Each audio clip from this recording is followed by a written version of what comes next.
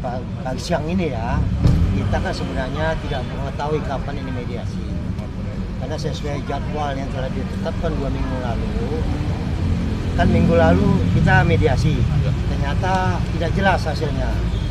Sehingga hari ini kami mencoba saja datang sekaligus meninjau kasus pidananya. Ternyata ada mediasi, ya sudah kita datang mediasi, kita hadir mediasinya, dan mediasinya cukup alot. Cukup alotnya karena tidak terarah. Kenapa kami katakan begitu? Karena terjadi perdebatan yang nggak jelas. Mediasi itu adalah untuk mencari solusi yang terbaik, untuk jika bisa ada menuju perdamaian. Ternyata tadi terjadi perdebatan sehingga pembahasan mediasi itu tidak ada titik temu dan dinyatakan gagal mediasinya. Itu mungkin teman-teman. Ya, jadi tadi itu ya, saya sangat kecewa sekali. Saya emosi tadi lihat kuasa hukumnya Nikita. Ini pengadilan, ini bukan kafe atau warung kopi, ya. Jadi artinya seorang kuasa hukum harus bisa menjaga kliennya bahwa kita ini sedang berada di pengadilan. Dalam suatu mediasi itu dipimpin oleh hakim mediator, ya. Dia ada di tengah. Dia akan silakan kepada penggugat dulu ngomong. Kemudian silakan tergugat ngomong. Dia jadi wasitnya di tengah. Ya, sehingga kita bergantian mencari solusi. Ya. Pada saat kami minta usulannya apa untuk mediasi ini, apa yang diinginkan, mereka tidak mau mengatakan apa yang diinginkan. Kemudian pada saat giliran kami untuk bicara, rekan saya tadi bicara, ya, langsung disela terus oleh Nikita. Saya sangat kecewa melihat kuasa hukumnya. Jaga dong ini kliennya, ini pengadilan bukan kafe, sebebas-bebasnya untuk bicara, ya. Dijaga kliennya, klien diam dulu, masih giliran daripada tergugat untuk bicara. Nanti pada saat kita dikasih waktu, kita bicara lagi. Tadi nggak begitu, klien saya itu tuding begini, udah kayak debat di kafe. Langsung saya katakan kepada mediator, ini bukan mediasi. Ini bukan mediasi. Ini keributan di ruang mediasi. Dan hakim otaknya langsung nangkap, betul. Langsung di-cut, mediasi tidak ada lagi, cukup masuk ke pokok perkara. Hakimnya langsung mengerti, karena mediasi memang tidak seperti baru kali ini dalam hidup kami mengalami mediasi. Saling begini, tudingan begini. Ya. Itu si PH itu, si kuasa hukumnya harus sekolah lagi tuh biar tahu dia apa artinya mediasi. Ini pengadilan, bukan warung kopi, bukan kafe. Jadi ya, sebenarnya tujuan utama dari pihak penggugat untuk menggugat kontestasi ini, sehingga kami mengakui keberadaan kesepakatan itu. Padahal tidak ada sepakat. Tujuannya hanya itu. Tadi sesuai dengan hasil mediasi, pihak penggugat mau menginginkan supaya ini ada sepakat yang 4M itu. Akhirnya kami tanya, 4M sudah diterima, mau 4M lagi? Kan lucu jadinya. Jadi memang kontestasi ini kami bilang halusinasi. Makanya modus dan halusinasi itunya sebenarnya. Tapi kenapa Dokter Jagladis tidak hadir, Pak? Kan ini udah terjadwal mediasinya hari ini. Ini masalah hadir atau tidaknya, tidak ada jadwal hari ini sebenarnya. Hari ini tidak ada jadwal mediasi.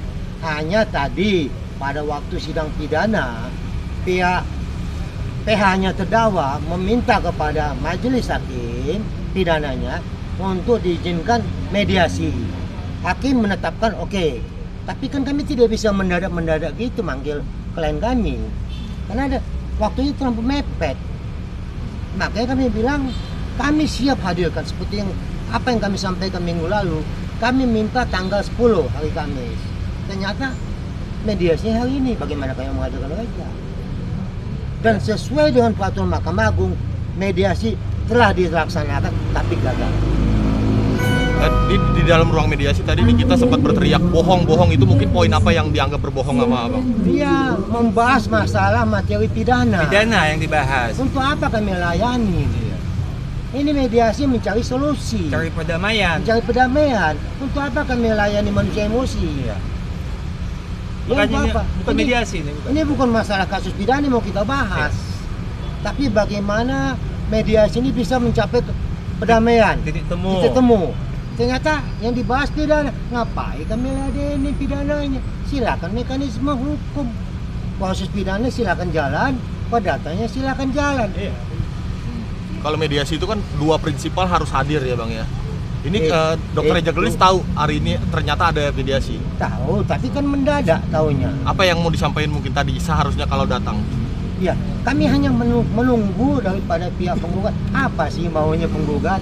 Usulnya Ternyata usulnya 2 minggu lalu hakim mediator meminta supaya pihak penggugat mengajukan proposal. Tadi juga diminta. Tadi juga diminta, tapi penggugat menyatakan itu ada di dalam gugatan. Ya, kalau ada dalam gugatan ngapain kita mediasi? Itu ya masalahnya itu aja. Karena mediasi buntu nih bang, berarti pihak RG juga nggak dapat ya buat sidang maju ke pokok perkara gitu. Oh, kami dari awal juga siapa aja kok. Ini gugatan kontestasi ini halusinasi nih. Modus dan halusinasi itu aja. Maksud Yang tadi juga dia mintanya itu kok. Intinya apa? Dia hanya minta bahwa 4M itu adalah kesepakatan, bukan pemerasan. Cuman itu yang dia mau. Kalau itu tadi kita bilang oke, dibawalah ke hakim pidana, ini bukan pemerasan, ini kesepakatan. Cuman itu yang mau diambil. Ucapan kami itu kami setujui sebagai kesepakatan, dibawalah ke hakim pidana. Nih, kesepakatan ini bukan pemerasan. Hanya itu yang mau diambil. Mau menyelamatkan diri aja modus.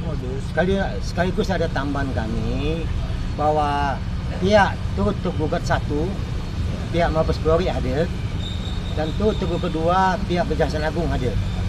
Jadi karena tidak ada tadi kesepakatan dan gagalnya mediasi, maka sidang masuk ke pokok utamanya, pokok perkaranya. Tanggal Ya kurang lebih tanggal 16 lah. 17 atau 17? tanggal 17 ya. Tanggal Rabu. Rabu tanggal Minggu depan. 16. Kalau majelis hakim utamanya nanti menyetujui tanggal 16, tapi tergantung jadwalnya majelis utama. Ya. Bang, sidang eksekusi hari ini berada kayak mungkin dari anggota. Wah, kalau itu kita hanya ketawa, kita tunggu aja putusan setelah majelis hakim minggu depan ya. Jadi masalah eksepsi begini, saya tambahkan sedikit aja. Sebenarnya eksepsi ini kalau itu kan dibanyak-banyakin 120 halaman 11 poin. Kalau disingkat ini cuma 3 poin. Apa aja tuh? Ya. Poinnya dia mau membuat perkara perdata dan prestasi dini seperti tadi kita katakan. Dia mau mencoba menghentikan pidananya dengan perdata. Ya. Kemudian dia mau menyampaikan bahwa yang korban ini adalah PT. Makanya saya pakai bajunya Glavitsa ini loh. Tapi saya datang nggak mewakili PT, tapi mewakili Dr. Reja saya datang, walaupun bajunya sama ya sama Glavitsa ya. Nah, jadi hanya itu yang jadi eksepsinya, bahwa korbannya PT bukan Dr. Reja. Padahal yang dijelek-jelekkan itu adalah Dr. Reja. Di dalam gugatannya ini sendiri disebutkan ya, kalau dikasih 4M tidak lagi direview jelek, tapi direview bagus. Selama Dr. Reja ngasih 4M. Jadi korbannya siapa? Dr. M apa PT? Yang digugat juga bukan Dr. Reja yang digugat. Bukan PT yang digugat, tapi Dr. Reja yang digugat. Iya. Makanya tuh bolak-balik ini. Jadi korbannya dari gugatan ini ketahuan korbannya itu PT, yang diminta uangnya PT. Kalau dikasih uang 4M, reviewnya nggak jelek lagi tapi bagus. Dipidana. Terhadap enggak di gugatan gugatan. perdata. Jadi dari gugatan perdata ini membuktikan eksepsinya itu nggak benar gitu loh. Ya. Nah, kemudian Ya kan? masalah pasal-pasal dakwaan juga dia kupas. Itu kan udah wilayahnya jaksa. Jaksa itu meneliti pokok perkaranya, baru menentukan pasalnya. Ya, kalau misalnya kita laporkan dia pembunuhan, ternyata jaksa melihat adalah penganiayaan yang menimbulkan kematian, jaksa akan membuat pasalnya adalah penganiayaan yang menyebabkan kematian. Kemudian ditanya lagi bahwa kenapa dakwaan alternatif 1, alternatif 2 itu isinya sama, pasalnya beda. Itulah yang dinamakan alternatif. Dengan cerita seperti itu, yang cerita yang sama di alternatif 1, pasalnya adalah pasal yang dipilih. Kemudian alternatif 2, ceritanya sama, pasalnya pasal yang lain. Itu namanya alternatif. Kemudian di eksepsi dikatakan lagi TPPU ini tidak ada tindak pidana asal. Ya, di situ ada dakwaan kumulatif. Kumulatif pertama lah tindak pidana asalnya, kumulatif kedua TPPU-nya. Ya jadi pembuat eksepsi ini mesti banyak belajar lagi, mesti sekolah lagi kayaknya. yang Jadi membuat dalam eksepsi ini. eksepsinya juga disampaikan bahwa seharusnya yang melakukan PT katanya. Tapi yang digugatnya di perdata. Dr. Eja. Jadi di pidana dia bilang itu PT. Ya. Tapi di perdatanya Dr. Eja. Ini mana mau kita pakai nggak tahu. Tolak belakang. Ini banyak sekali ilmunya pihak kuasa hukum penggugat ini. Luar biasa ilmunya emang. Artinya penolakan eksepsi dari JPU ini menguntungkan pihak Reja Gladys begitu ya Bang? Menguntungkan atau tidak itu kan kita sudah mekanisme hukum pidananya. Kita nggak mau campur tangan lagi. Ya. Silakan itu mekanisme hukum. Tinggal nunggu putusan minggu depan, putusan majelis hakimnya menolak atau menerima. Ya. Tapi satu yang semua tanyakan, 1 tambah 1 berapa? Coba saya tanya, 1 tambah 1 berapa? Salah. Nggak tahu saya. Salah, 1 tambah 1, 2, salah. Nah, sekolah di mana sih kalian?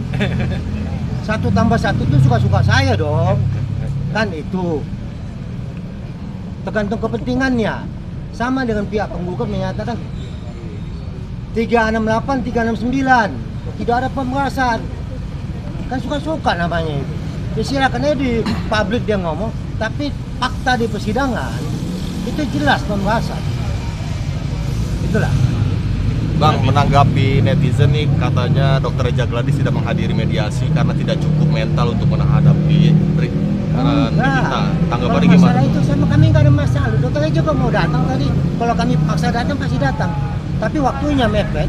Tapi nggak ada yang perlu masalahkan. Nanti waktu pemeriksaan saksi korban itu datang pasti datang. Pasti datang.